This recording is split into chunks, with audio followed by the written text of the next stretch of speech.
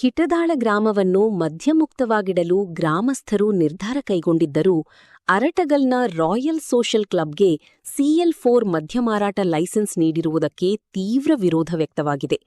ಮದ್ಯಮಾರಾಟ ನಿಲ್ಲಿಸಿ ಲೈಸೆನ್ಸ್ ರದ್ದುಪಡಿಸುವಂತೆ ಗ್ರಾಮಸ್ಥರು ಹಲವು ಬಾರಿ ಮನವಿ ಸಲ್ಲಿಸಿದ್ದರೂ ಅಧಿಕಾರಿಗಳು ಯಾವುದೇ ಕ್ರಮ ಕೈಗೊಂಡಿಲ್ಲ ಎಂದು ಆರೋಪಿಸಿದ್ದಾರೆ. ಗ್ರಾಮಸ್ಥರು ತಮ್ಮ ಹೋರಾಟವನ್ನು ಮುಂದುವರಿಸುವುದಾಗಿ ಎಚ್ಚರಿಕೆ ನೀಡಿದ್ದಾರೆ.